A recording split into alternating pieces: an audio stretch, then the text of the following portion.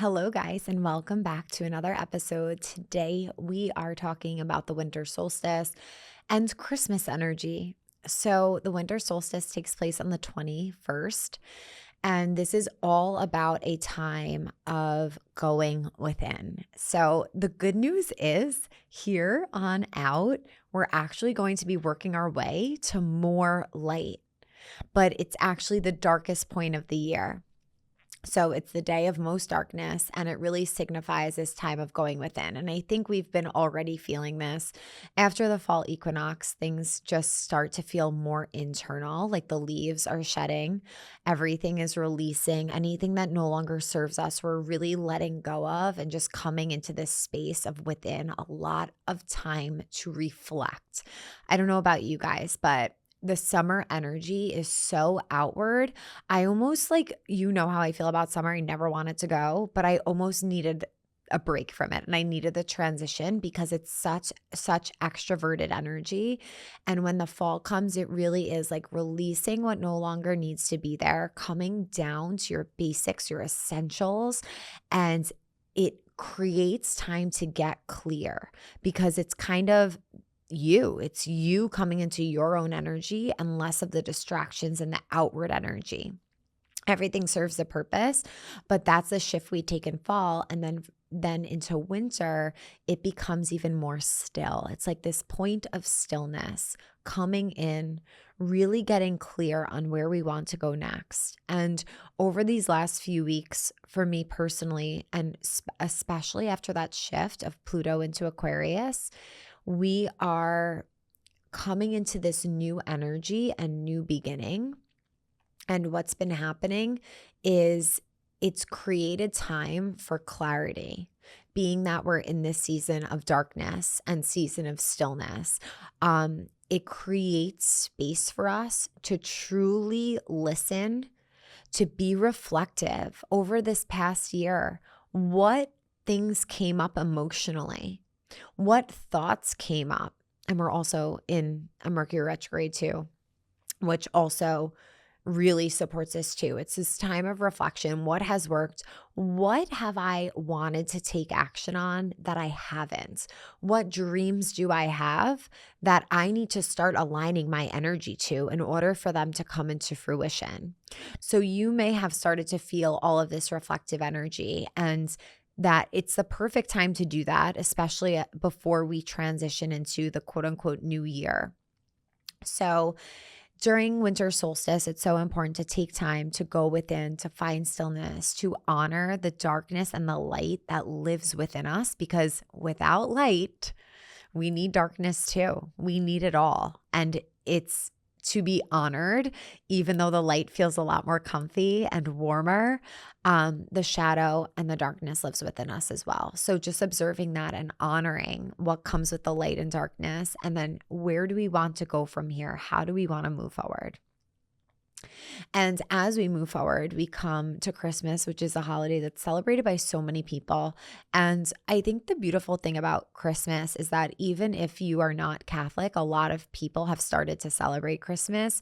I believe because the energy of joy, like when you think of Christmas, you think of presents, you think of joy, you think of miracles, you think of like this excitement. And it's a time that I feel, although I'm not very, very connected to, I grew up Catholic, but I'm not very connected to that right now at this point in my life.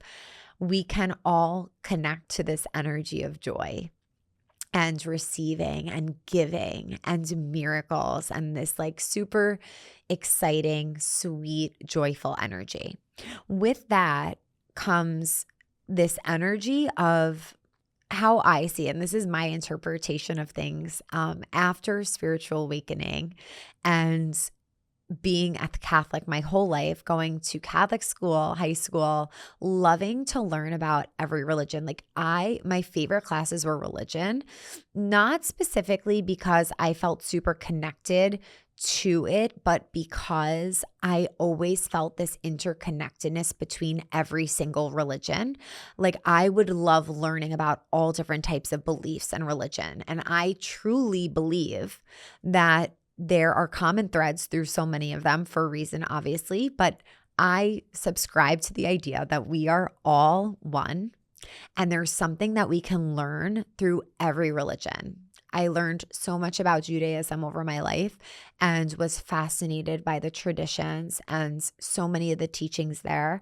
I learned a lot about Sikhism, being that some of the chants from Sikhism we see in Kundalini, and I've just always been so attracted to learning about like these deeper themes of spirituality. And I always felt that there were no borders to me. Like, just because I was raised Catholic, I do not think that is more superior than any other religion, because what it brings us all back to is beliefs in a higher power and the belief in the good. Like, I think that's how religion connects all of us. So something about Christmas that I think a lot of us can get behind energetically, whether we subscribe to Catholicism or not, is this energy of Christ consciousness. So, I was always so confused. I would always ask my religion teachers, like, I don't understand the difference between God and Jesus. Like, I did not understand it. And I still don't know if they gave me the answer I ever wanted. But what I now see and understand from just Christmas and the energy of Jesus is he was a light worker. He came to the planet to show us how we can treat one another, how we should treat one another, how every person on this planet is our neighbor, and this energy of oneness. And it doesn't matter what religion you are or what your beliefs are, but it's this energy that miracles can happen, that we should always treat our neighbor like our sister or our brother. And he was this person that displayed this type of energy. And I've heard a lot of spiritual teachers talk about Christ consciousness energy, and it's this energy that is real and that can live in each of us, whether we subscribe to the religion or not. But we can learn through a lot of the teachings just like we can with any other religious teaching. So that's pretty much how I have navigated just the shift in how I see things after post-spiritual awakening, that we're all one, that we can learn from any religious leader or teacher from the past, no matter what religion they're from, and tap into that higher consciousness energy.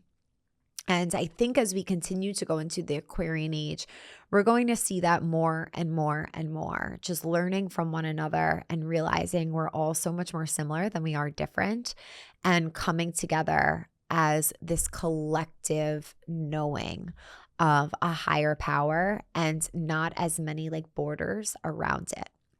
But I share that just because we were talking about Christmas, and I think that we can all connect to the joy if we feel guided to. Like, it's not to exclude anyone. We can all connect to the joy of the season.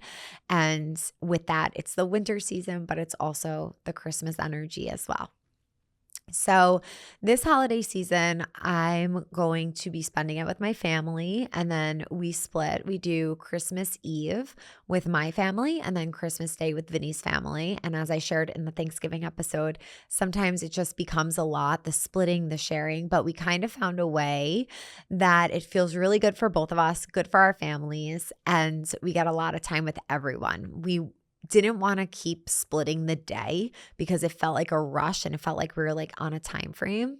So we found ways to make the most out of the time that we'll be together with our family. So we'll be doing that.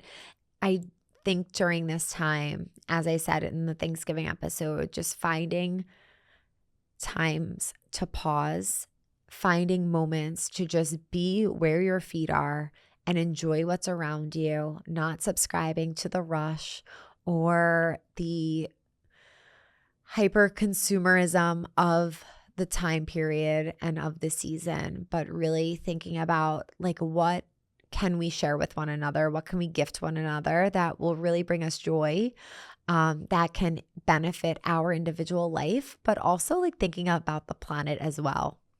More doesn't necessarily mean more. I think that we could just be so much more thoughtful and conscious as we move forward as a collective. So I hope that you guys have a beautiful holiday season. This comes out on Christmas, so I'm wishing each of you a Merry Christmas if you celebrate, and taking time to just tap into the gratitude that comes with the season, the joy of being with one another, and the beauty of it. Because at the same time, I know sometimes holidays can bring up a lot too. And just remembering that this time is so brief, it's so fleeting, and it's temporary.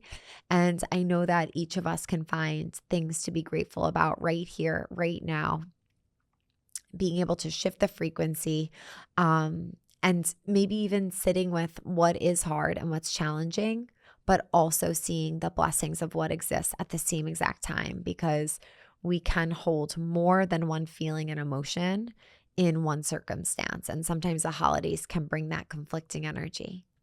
But I wish you a really beautiful and special day and holiday. And I can't wait for all that the new year is going to bring. We are going to have a New Year's podcast. So Christmas happened to fall on a Wednesday. New Year's Day will fall on a Wednesday as well. So I have a podcast that I'm planning to start the new year in a really great way together, and a lot of other exciting podcasts coming at the top of 2025. I wish you the most beautiful holiday with you and your family, no matter where you are in the world. I send you a lot of love, and I can't wait to see you next time. Sat Nam.